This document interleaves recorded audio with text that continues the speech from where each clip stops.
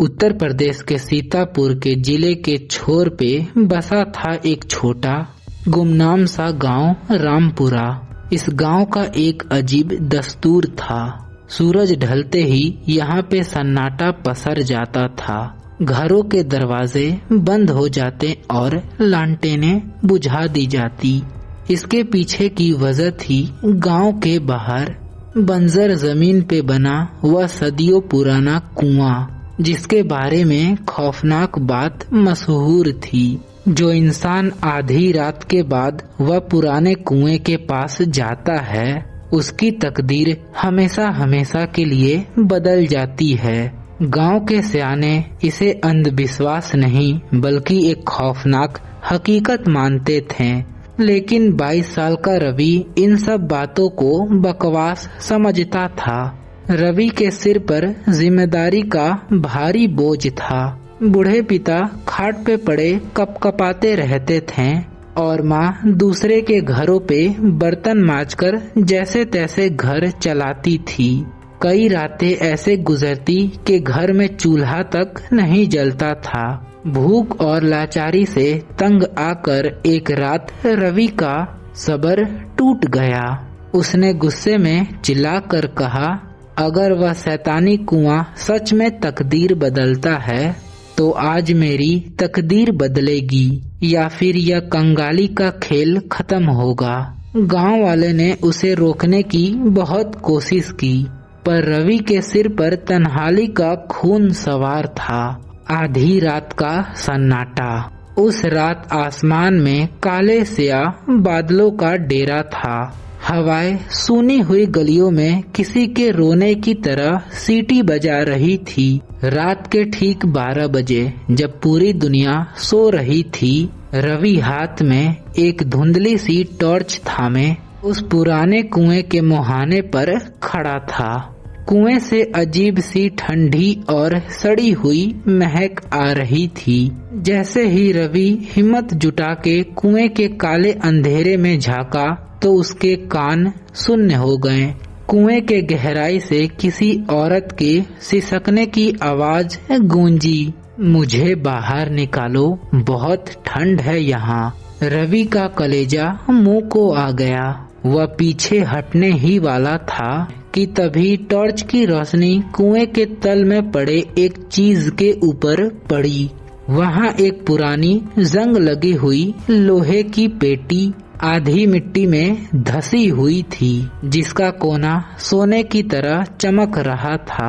गरीबी के डर पर लालच हावी हो गया। रवि ने पास के पेड़ से बंधी हुई मोटी रस्सी पकड़ी और धीरे धीरे कुएं के अंदर चला गया। जैसे जैसे वह नीचे जा रहा था, हवा भारी और बदबूदार होते जा रही थी, जैसे कोई लाश बरसों से वहाँ पे सड़ रही हो। नीचे पहुँचते ही रवि ने कांपते हाथों से पेटी का जंग लगा हुआ ताला को तोड़ा। ढक्कन खुलते ही रवि की आंखें फटी की फटी रह गई। अंदर मुगल जमाने के कीमती सोने के सिक्के और सोने चांदी पड़े हुए थे।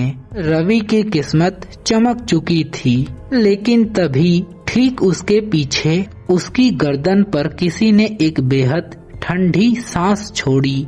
एक सरसराती हुई आवाज गूंजी, अब तेरी तकदीर बदल चुकी है।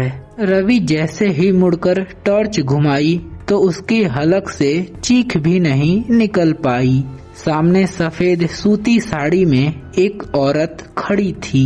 उसका चेहरा बुरी तरह झुलसा हुआ था, खाल लटक रही थी और आंखों की जगह सिर्फ 2 काले अंतहीन गड्ढे थे। वह औरत हवा में तैरते हुए रवि की तरफ बढ़ने लगी। उसने अपने लंबे नोखीले नाखूनों वाले हाथ आगे बढ़ाई और फुसफुसाई, यह धन मेरा है और जो मेरा हक छीनता है वह जिंदा नहीं रहता है। रवि ने बिना कुछ सोचे समझे सिक्कों की पोटली छाती पे लगाई और वह रस्सी पकड़ के बंदर की तरह ऊपर के तरफ भागा। वह हाँफता हुआ कुएं से बाहर निकला और गांव की तरफ दौड़ पड़ा।